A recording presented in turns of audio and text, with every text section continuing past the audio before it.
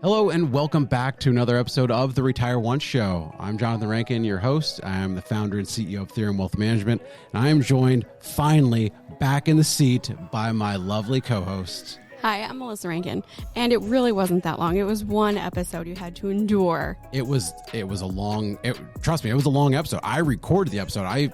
For those who watched it, it was 40 some odd minutes. I can't believe he did that just to tell you all I'm so sorry. I can't believe he rambled on for 40 some odd minutes. Everybody enjoyed it. They loved it. Now they're going to love it even more that you're back because I love it that you're back. We got a great show for you today. We're going to be talking about some big changes with 401ks as well as really financial security in general. And then there's also the new amount that I guess everybody needs to retire off of. So we got a lot to get to. But before we do that, what do we got to do? We want to make sure that you are subscribed so that you never miss an episode, hopefully with both of us in it. But if not, you still don't want to miss an episode. Nope, don't miss an episode. Also, subscribe to our weekly retirement newsletter. Comes out on Fridays and sometimes on Mondays, but usually Fridays, but also then sometimes on Mondays. So depends on the week. Make sure you subscribe. It's going to get to your inbox somehow. Just go ahead and use the link below, subscribe. And with that, let's dig into some of the big changes coming to 401k plans. Yeah, let's get into it. So there is a popular 401k tax break that is going away. So Mel, do you want to break it down? Yes. So if you're over 50, you can make up catch-up contributions in your 401k. This allows you to save an additional $7,500 this year for a total of $30,000 into your 401k. However, starting next year, those catch-up contributions will be shifted into an after-tax Roth account for people who earn more than $145,000. That's right. So this is pretty big, and it's a pretty big change, especially for those who are utilizing that catch-up contribution. So let's break down why this is happening, the impact to the savers, and whether or not this is a good or a bad thing. So why are they doing this? Well, higher tax rate now because of your income. IRS wants to get their cut. Always. Let's just face it. If you are, making over $145,000, they probably look at it as a way where they can tax those dollars at a higher rate. Because if you remember, in a Roth IRA or a Roth 401k in this example, that $7,500 is going to be taxed and then put into the Roth. Whereas right now, it's going into the traditional 401k. It's not taxed. So all $7,500 only gets taxed once you start withdrawing it later on in retirement. And the plan has always been for 30 plus years is that you save in a tax deferred account while your income's higher. So it reduces your taxable income. You get the tax break today. And then later on in retirement, you're going to be at a lower tax bracket. You withdraw those funds. And I think the IRS has caught on to this. Right. And now they want more too. Yeah, they want you to pay taxes while you're in that higher tax bracket. So the impact to people, though, now let's kind of go through that. So if you're in a 35% tax bracket, usually you would get about a $2,625 tax deduction for that $7,500 catch-up contribution.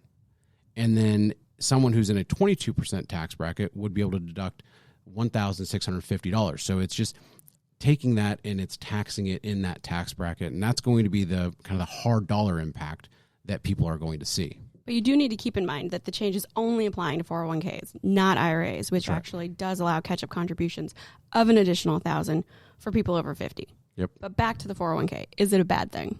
So I don't actually think this is a bad thing. I know that there's going to be, some polarizing, conversations about this, whether or not, it's a bad thing that the IRS wants their money now. I think if you look at it through that lens, then yeah, nobody wants to pay more taxes. And especially if you're able to, reduce your taxable income during this current year, it is a benefit that you're losing. However, the other thing to think about is that people assume that they're going to be in a lower tax bracket in retirement. And that's just not always the case. And we usually see this, high earners, if you're maxing out your 401k and you're hitting that $30,000 a year, the likelihood that you have a large 401k balance is pretty high. And which that is going to then in turn mean larger required minimum distributions when you turn, depending on your age, you're taking them now or 73 at some point or 75. We could do a whole episode on that as well. They're changing the whole thing. But depending on your age, at some point, your RMDs are going to be larger, pushing you into a larger tax bracket. And this always comes back to the question that we get from people, how can I do anything about taxes in retirement? And we've said for a long time, well, if you're about to retire, and the only thing you've been doing your entire career has been a traditional 401k, and you have a large balance there, it's going to be really tough for you to really manipulate that tax bracket in retirement. So this allows people now it forces them into that Roth portion. And for you think about people who are in that highest tax bracket, they probably were phased out of a Roth IRA for the longest time. So this might be their first opportunity, if you will. Yeah. So this gets them the ability to put money in there. It forces that, and it forces that asset location diversification that we've talked about before, where you want to have different type of accounts based on their tax structure. So that way, when you're in retirement and you're withdrawing funds, you have the ability to then, really be flexible with the taxes that you're paying. So I don't think this is a bad thing. I mean, it depends on your individual circumstances. But what I've found in working with, hundreds of people on retirement planning is that most people wish they had more money in a Roth IRA or a Roth 401k. And I think this is going to help at least create both of those buckets, because usually we see the most successful people have a little bit in each bucket, maybe usually more in a traditional, but having some in Roth is definitely a positive. Which I think just goes to show whether you think it's a good or bad thing to your personal situation, it might actually not be happening on time. The changes are set to go into effect January 1st.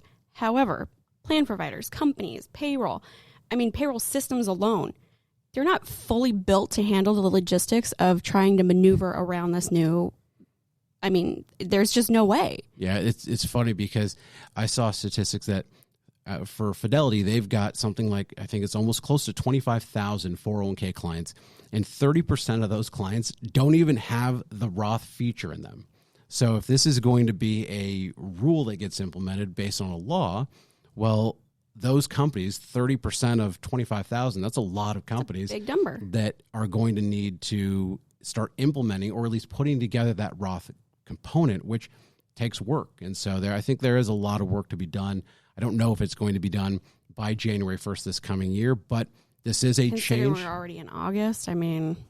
Yeah, but this also does make it does start making you think about what do your contributions for next year need to be like if you are in this bracket and this does happen. So you do have to plan for this scenario if you are someone who's going to be impacted by this law, if it goes into effect. And if the companies can catch up. That's true. So there's a lot that goes into it. But so let's move on from that. Let's go into one of our favorite questions that we always get. How much do you need to retire?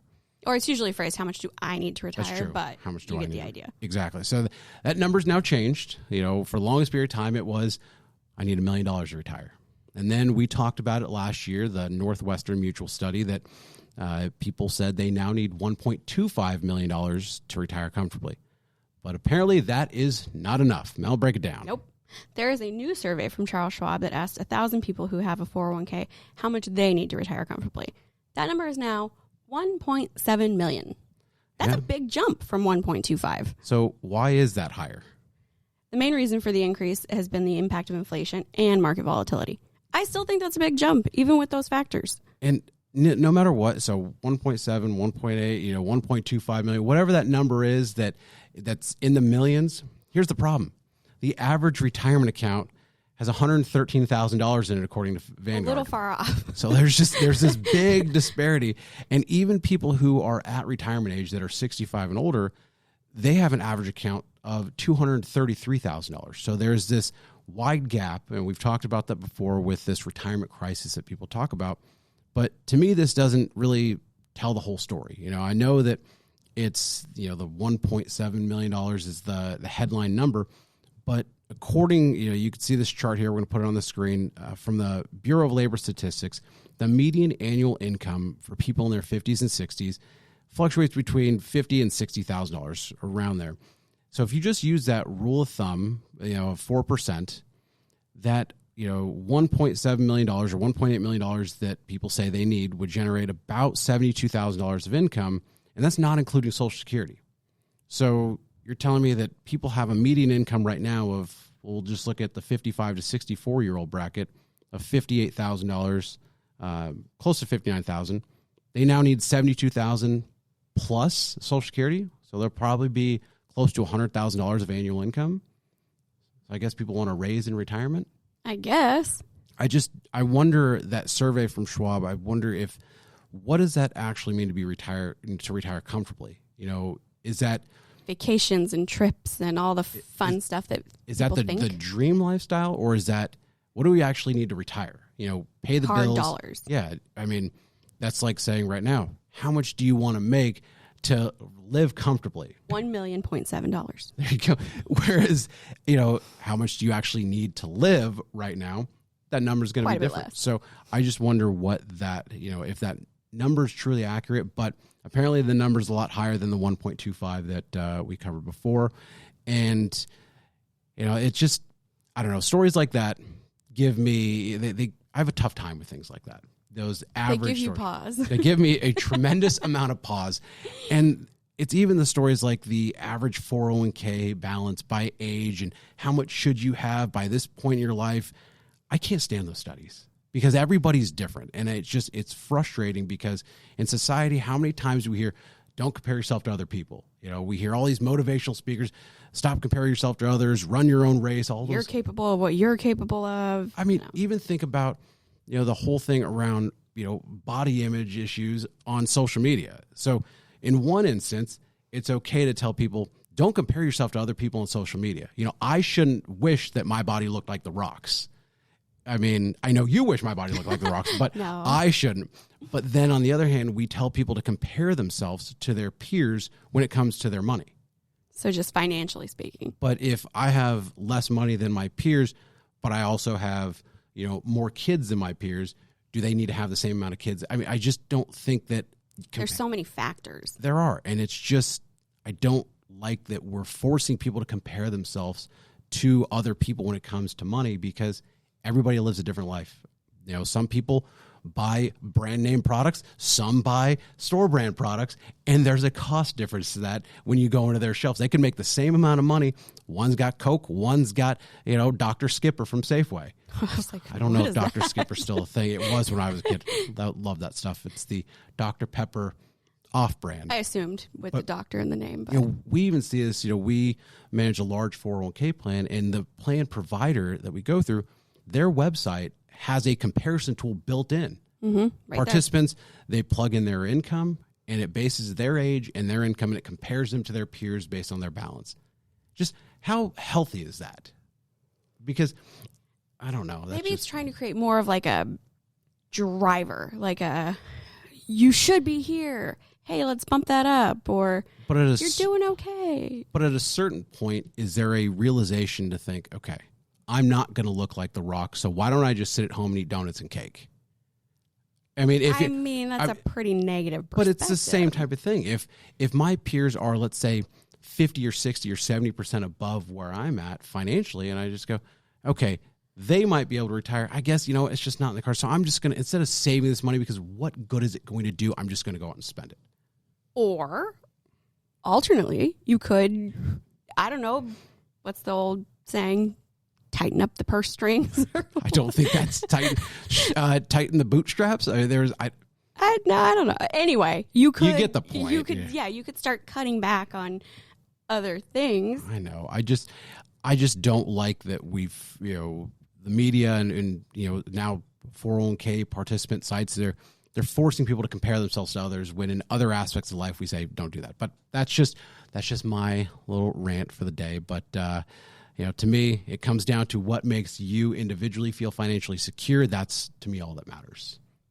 Speaking of financial security, now that we've moved away from his personal thoughts on social media. Let's get away from those. So speaking of financial security, there was a Bankrate survey that broke down how Americans feel about their financial security. And it did it by gender, race, and then generation. Okay. Seems a little more accurate. Yep. They asked the question, based on your current financial situation, how would you describe your level of financial security? Interesting. When we're going to put all these numbers up on the screen, but before we dig into those, I will say I do love the fact that it's not broken down by income or savings, and it just does show that the feeling of financial security is truly individualized. It's not necessarily a number, and there are numbers that we'll get to in a minute, but I found this... It's an overall feeling. Yeah, so when we break this down, it looks like the least likely to feel financially secure compared to their other generations is the Generation X, those individuals who are between 43 and 58 at this point. And I think a lot of that has to attribute to the fact that those people, when they started saving, were, they were hit with the dot-com bubble, started to get on their feet, probably bought a house, and then got hit with the global financial crisis in 07, 08. And it took them longer to get back to just a point of feeling, okay, the rug's not going to come out from under me, and so they went through a lot in that generation. It was interesting that the older generations are less hopeful than younger generations about someday achieving financial security. I think is that because the younger generation might be more naive and the older generation's probably being a little more realistic because of all the things they've gone through? Of course. I mean, if you're in, generation Gen Z, and you're 18 to 26 years old, yeah, you think the world's rosy. You haven't been hit in the mouth yet with life. You haven't been knocked down by life. I mean, how many times do we hear our parents, life's got to get you at some point. I don't think they've been hit with it yet. Whereas baby boomers between 59 and 77, I guarantee They've seen it. If you're watching this, you're probably a baby boomer. You probably have some stories that you would love to tell Gen Z about that they'll probably never face. Well, I mean, I think that goes back to, just in a sense, my dad walked, to school uphill both ways. Now as an adult, I'm like, that's ridiculous. I can't imagine those kind of stories, saying them to our kids, but I'm sure we'll have some version of that. That's right. We walked both ways in the snow. That's what we'll say. And it was uphill. And or there was it's ice. in this heat wave. That is true. It is in the heat wave because, as I talked about last week, when you weren't here, it was the hottest month on record in 120,000 years. They somehow have data from 120,000 years ago, but that's just my irritation. I will say, I noticed that there's white Americans, black Americans, Hispanic Americans. As an Asian American, I feel underrepresented here. You're not represented. Not represented in the study. I mean, you're a man, I guess. That's true. There you go. There we go. I'm in there. You've got a line, okay? There we go. Alrighty. People in the survey said that the U.S. economy that is keeping them from achieving their financial security. I mean, right. Yeah. More than 3 in 5 financially insecure Americans, or roughly 63%, point to high inflation. Nearly half, 48%, blame the economic environment more broadly, and 36% point to rising interest rates as what's keeping them from feeling financially secure. Yes, all of those things are factors. I have a problem with this. What? Yes, I have a because from 2009 through about 2020, we'll go to 2019 because the pandemic kind of changed everything. A little bit, but we'll go. So that's a 10-year period. The Fed was begging for 2% inflation and wasn't getting it. So we had very low inflation. We had extremely low interest rates. And so were these people who are now, shifting, I don't want to say the blame. I'm not saying they're playing the blame game, but they're moving it to inflation, which has just been high recently, and interest rates that have been just high recently. I wonder, so all these people, were these 63% of Americans financially secure during a period of low inflation, low interest rates? I mean, I feel like there's always going to be something, but is that really what... Is that a real representation, you mean? Like of an actual That's just percentage. my little issue with that. But that's his takeaway. There were other reasons where people felt financially insecure. 42% of people felt they had insufficient emergency savings fund, which we've talked about before, how important that is. 41% of people said they had insufficient retirement funds, which I'm surprised that number's not higher than the other, given the fact that the average account balance is $113,000, and most people feel like they need well over $1 million, close to $2 million to retire comfortably now. So, yes, I actually have a little bit of issue with those numbers. That doesn't make sense. This is the segment what we like to call fun with numbers. So, yeah, that's what that is. So, what does it actually take to feel financially secure? Well, the survey by Bankrate broke it down. Now we get into the income part. So, overall, people say they needed $233,000 of income to feel financially comfortable. Now, the problem I have with this is that there's a segment of people here that are parents with no children. Which I didn't even catch when we were going through that. I am trying to understand who these parents are that don't have kids. Dog parents maybe, or pet parents. Okay. I understand that people want to say that their pets are like their kids. I fully understand that. However, parents with no children, I hope it's adults with no children, but to label them as parents, I don't know. But the other thing, and I think you brought this up, people with no kids say they only need $222,000. However, people with children under the age of 18 need $247,000. They've clearly never had to shop for back to school supplies. No, I mean, a $25,000 difference for kids. How many kids? Is that one child, two children? How many kids is that? I can tell you it's not enough. That's got to be like double the income there. Easily. I mean, kids. They start wanting stuff. I mean, come on. Yeah, I can't Kids wait. these days. When our kids are old enough, I would like to just show them, here's the financial impact. We just go down all through the bank statements for the years. These are all the dollars we spent on you. We're never doing that, obviously. That's terrible parenting I would like to advice. do that. But, I mean, you've got to think about all the stuff. Yeah. School, supplies, clothing, not to mention all their extracurricular activities, or even just this summer, paying for summer camp alone. Yeah. I mean, kids are expensive, but parents with no children don't have that problem. Sorry, I digress. So back to topic. Dog parents don't have that problem. But the good thing is that according to what people actually say, they are attempting to cut things out of their life in order to achieve financial stability. So according to what they say, 73% of people avoid vacations in order to achieve financial stability. Again, don't look at social media if you believe that number at all. Yeah, 67% say they avoid social outings. Once again, don't look at any social media. Or would it be maybe they, whoever's posting on social media that they're going out, would they be going out more? And so...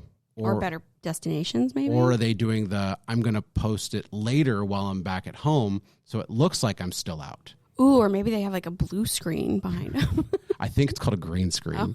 It's definitely called a green screen. Okay. Not a blue screen. So not a blue screen. No. I know that the writers and actors are on strike in Hollywood, but you definitely don't belong there if you're calling it a blue screen. The one I don't believe is that 56% of people say they would get rid of their car. How are you going to get around? No, I'm sorry.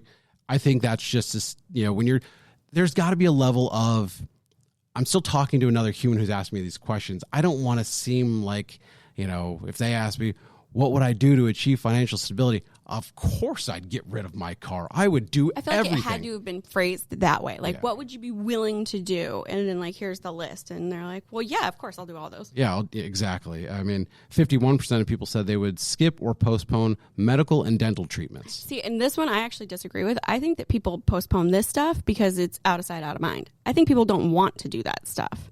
Yeah, I agree. But then here's where I'll disagree. You strategically plan it to where you do it where you can knock out your deductible in the beginning of the year. I mean, I'm doing that. Personally, yes. I've got a surgery that I need to get. I'm going to delay that until it can achieve the deductible for the entire family. Not something we recommend, obviously, if you need to have a medical procedure. Correct. Thank you for the disclaimer and disclosure there. This is not a medical show. And if you're watching this for medical reasons, you're tuned into the wrong. No, please don't take that advice. But I will say one thing that definitely helps people feel more financially secure is really knowing where they stand. And that's only going to be done through financial planning. And we see this a lot. It seems like every single week as we work with people on their financial plans, they usually go into that first conversation not feeling like they have enough to retire or to meet their financial goals. But often it's because they haven't done the plan to even see where they stand. They just see, certain accounts spread throughout the number, and not really how those accounts actually go towards their lifestyle and their retirement. And that's why we've seen people that have successfully retired with well less than $1.7 or $1.8 million, well less than $1 million, and they've retired successfully. It's, the only way you're going to feel financially secure is to go through that financial planning process. So if you haven't done that yet, or you want help, or you need help, use the link in the description below. Schedule a time with a member of our team. We'd be happy to walk you through that. Absolutely. And before we get out of here, what do we want people to do? Again, we want you to subscribe. We never want you to miss one of these amazing episodes. That's right. And we're all happy to have you back, Mel. Thank you. I'm glad you're feeling better. And I know that everybody watching this is as well. So with that, I'm Johnathan Rankin. I'm Melissa Rankin. Thank you so much for joining us.